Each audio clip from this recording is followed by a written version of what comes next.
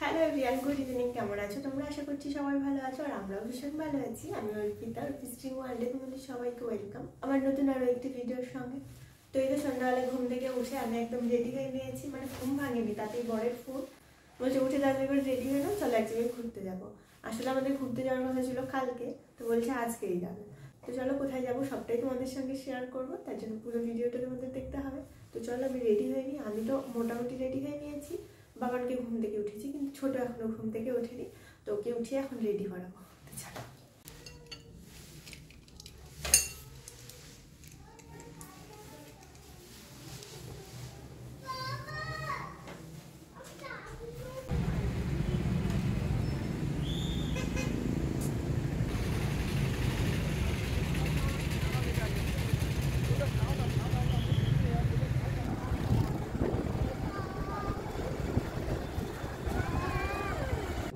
প্রায় পৌঁছে গেলাম আমরা আজকের ডেস্টিনেশনে। তো আজকে আমরা যাচ্ছি থাইকু ভ্যালি।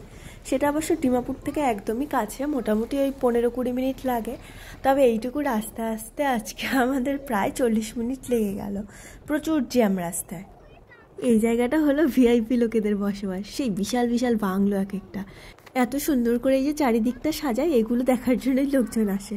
তো কোনোবার আসা হয়নি, এইবারই ফার্স্ট আমরা আসলাম। তো চলো আমার সঙ্গে সঙ্গে তোমাদেরকেও ঘুরিয়ে দেখাবো কেমন সাজিয়েছে।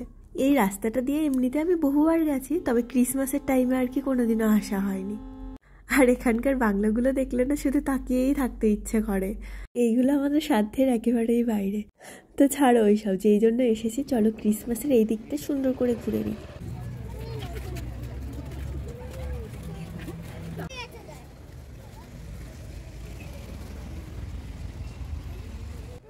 বাবা ধর না।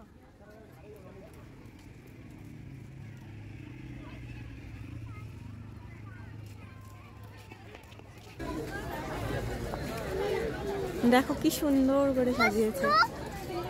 হ্যাঁ,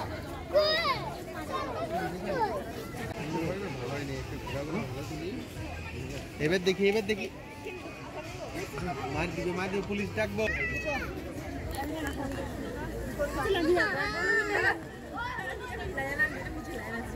আমাদের ছোটকে তো ধরেই রাখা যাচ্ছে না, এই দিক সেই দিক শুধু দৌড় মারছে, মানে বাচ্চারাও খুব এক্সাইটেড হয়ে গেছে। দেখো এই গাছের এই দিকের লাইটটা, এই সাজানোটা আমার সব থেকে বেশি ভালো লেগেছে, মানে একটু ইউনিক টাইপের। তো যাই হোক চলো, মোটামুটি আমাদের ঘোরাটোরা হয়ে গেল, এখন চলে যাবো। বাচ্চারাও শুরু করে দিয়েছে এটা কিনে দাও সেটা কিনে দাও, মানে ওদের নিয়ে বাইরে বেরোলে কিছু না কিছু কিনে দিতেই হবে।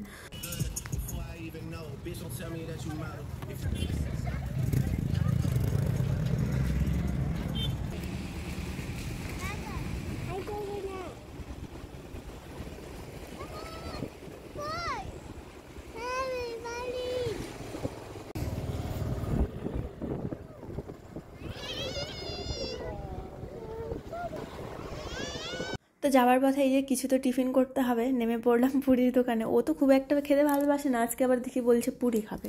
আমার তো বেশ ভালোই লাগে খেতে।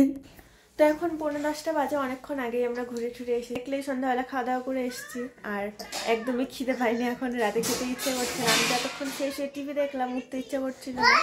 তো বাবানরাও বলছে একটু খেয়ে নাও, বাচ্চাদেরকেও আবার খাওয়াতে হবে। উঠলাম। আজকে তো দুপুরবেলায় চিকেন রান্না হয়েছিল, আর দুপুরেরই ভাত ছিল, সেটাই একটু মুড়ি দিয়ে আর কি খেয়ে নেবো। আমার একদম খিদে পাইনি, আর বাবান তো মনে হয় না খাবে। তো দুপুরের বাসনগুলো ও মেজে দিল, আমি রাতের বেলা আর বাসন টাসন মাজবো না, যা কিছু জমবে সব রেখে দিব, সকালে করবো। একদম ভালো লাগছে না, ইচ্ছা করছে ঘুমিয়ে পড়তে। আজকে বিকেলবেলাও ঘুম হয়নি। তো চলো আমরা খাওয়া দাওয়া করিনি, আবার কালকে আবার একটা নতুন ব্লগের সঙ্গে তোমাদের সামনে আসবো। তো চলো টাটা।